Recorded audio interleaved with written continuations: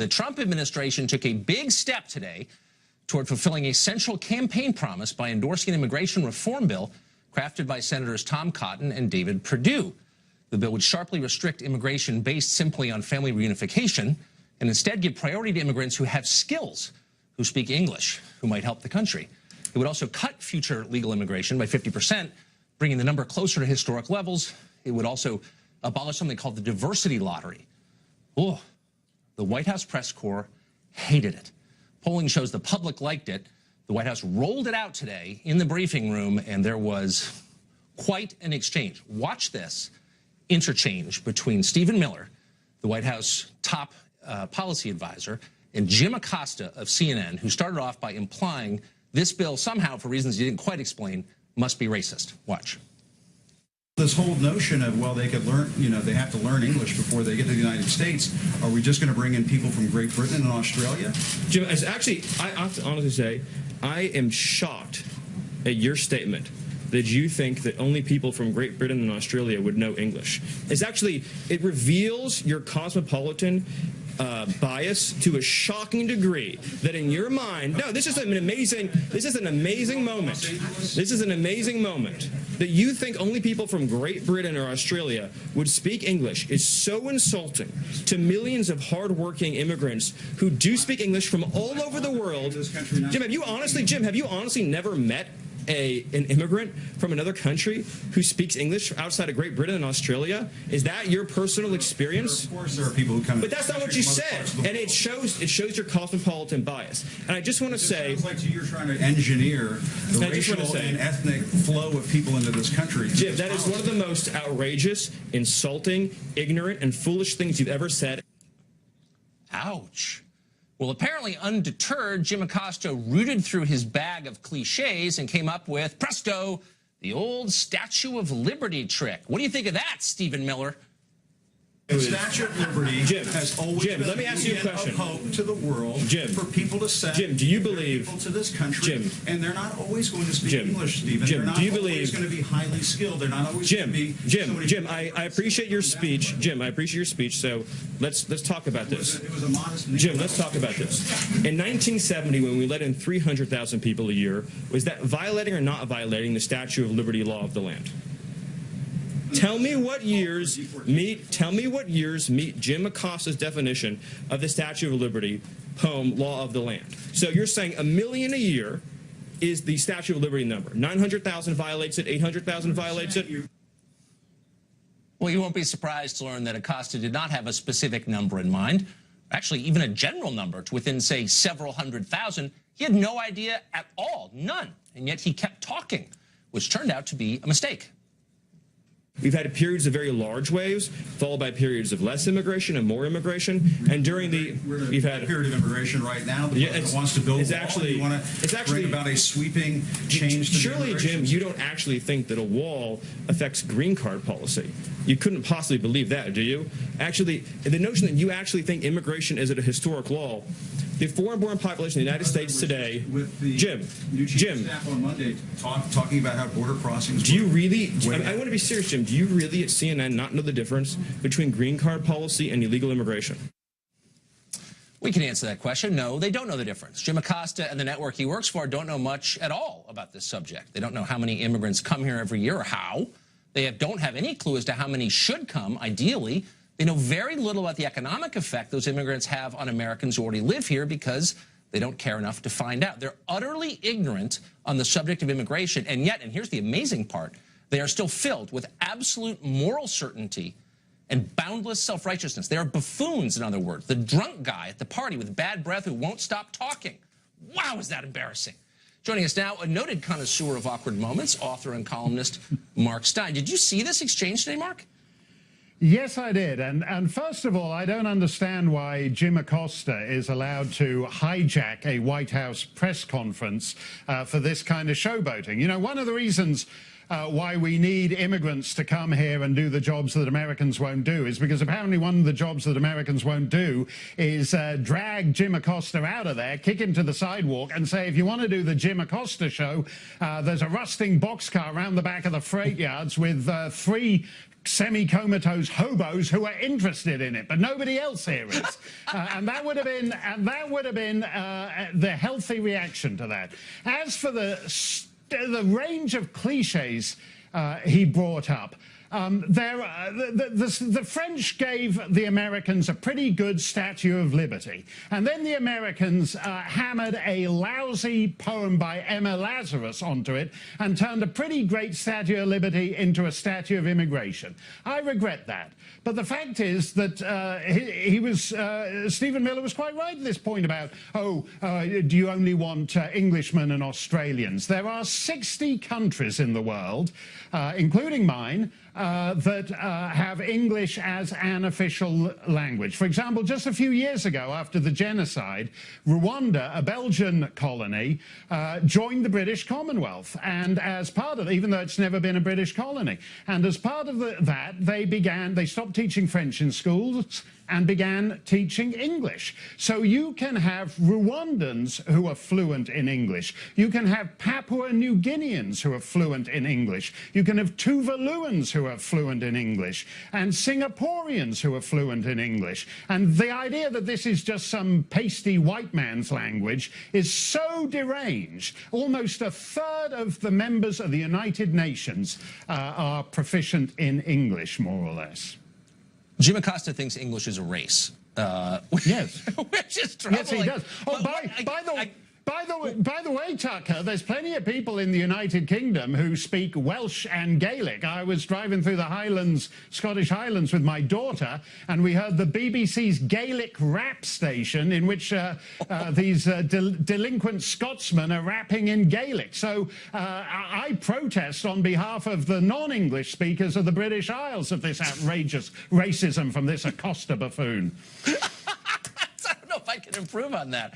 I do think, though, on some level, liberals, Jim Acosta, the network he works for, all of Washington, are offended by the idea that America would craft an immigration policy that helps America. Why is that so offensive to them?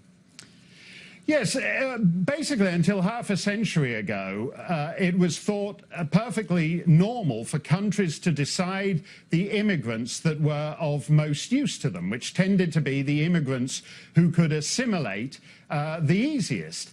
And suddenly it's become a point where there's 7 billion people on the planet, and you're not allowed to make value judgments about any of them. And in the case of the United States, we have wound up with the most extreme immigration policy of all, where we actually advantage unskilled illegal immigrants who don't even have the couple of $100 for the paperwork. I mean, don't forget, what Jim Acosta is complaining about is that Trump wants to move to a Canadian-style immigration policy. These are the same people who were wetting their knickers over Justin Trudeau on the cover of Rolling Stone, saying, oh, why can't we have a dreamboat president like the Canadian Prime Minister? And Trump saying, well, I'll meet you halfway. Let's start with Canadian immigration policy. And suddenly Justin Trudeau is this white supremacist, and Trump is trashing America's immigration policy to turn himself into another maple-infused Ku Klux Klan moose hunting ground like Canada. This is ridiculous. The best thing about this debate, though, is you really do get to learn how much the ruling class hates itself and hates this country. This will continue. Right. Mark, thank you for you just put that all in perspective, as usual. Thanks a lot, Tucker. President Trump delivered a strong praise today for the new immigration bill, while flanked by its authors, Senator Tom Cotton of Arkansas and Senator David Perdue of Georgia. The RAISE Act ends chain migration and replaces our low-skilled system with a new points-based system for receiving a green card. This competitive application process will favor applicants who can speak English, financially support themselves and their families, and demonstrate skills that will contribute to our economy. Senators Cotton and Perdue join us now. Thanks to you both. Senator Perdue, to you first. When you hear that, those sound like the precepts, the principles behind it sound non-controversial. They sound pretty basic. You guys work in politics. I know you've polled this. What's the public opinion of those ideas? Well, this is the big learning here in Washington. The people out there in the rest of the country get this. 72% believe it should be the primary worker plus their nuclear family or less. 18% believe it ought to be just the nuclear or just the worker. So people out there in the real world get this. It's pro-worker, it's pro-growth, and it's been proven to work in Canada and Australia.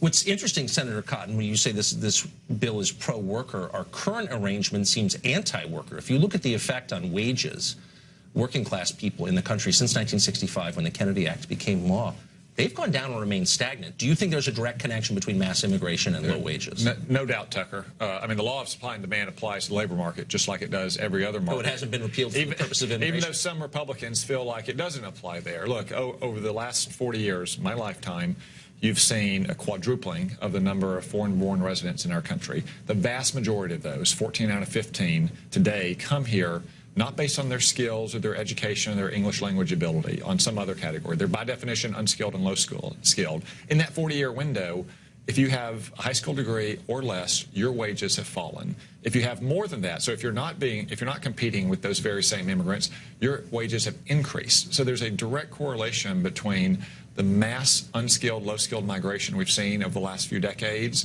and stagnant wages and standards of living for working Americans. Wouldn't it be clarifying to import, I don't know, lobbyists, for example, from abroad who would work for less than our lobbyists? Maybe that, or United States senators. Do you think that might change some minds? Lobbyists, lawyers, there's no end of this that you could import people to compete directly against people in Washington, D.C., and they might sing a different tune.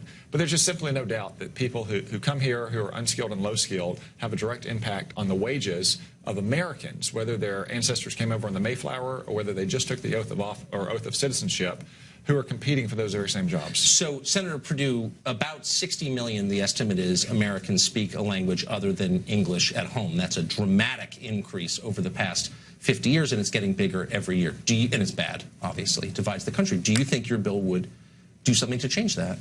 Well, first of all, there are several categories that we use in a merit-based system. This is what the president talked about in his campaign. It's one of the reasons, quite frankly, I think he got elected, and I give him high marks for making this a priority in this new administration. But when you look at the categories in here, somebody could come in here and be a PhD with no English skills, still qualify potentially. Right. So this is not about English speaking only. This is about a diverse group of people to come in and help grow our So economy. what are the criteria? Well, first you got education, you've got a job, you've got if you've been contributory in terms of accomplishment, if you want to start a business or something like that, English is one, and then compensation. Yeah, so if you want to invest a lot of money Right. here. So who are the forces arrayed against this? Well, a lot of people, once they learn about the bill, are actually pretty pleased with it. Again, this only focuses on green cards. The million green card recipients every year. It doesn't focus on temporary visas, which can be controversial, or anything else. And I would say that it's better to make a citizen out of someone who comes here rather than just use them as a temporary laborer. Where's the Chamber of Commerce on this? I think a lot of them are going to be very supportive of it. Again, like if you're sitting in Silicon Valley and you depend on H-1B visas, wouldn't you rather have someone who's going to be a citizen of the United States and stay here forever, rather than have to have that visa renewed for 3 years and go back, so you can invest in them? So are the you business community will be supportive, I think. Are you all going to make this case publicly? Are you going to force the opponents of this bill to explain why they're against it? We saw it today. We started the debate today, and we're going to continue that. I mean, this is something, though, I can't understand why anybody who wants a pro-growth effort in America to oppose this. I mean, today, the system is so broken that only 1 out of every 15 who come in America come in with a skill. This is a broken system, and it penalizes people who've been here and who just got here. Senator Cotton, can you give us, I know it's very early today, but what's the timeline for this? Well, this immigration obviously a complicated and controversial topic, but David and I are committed for the long haul to making this bill a reality.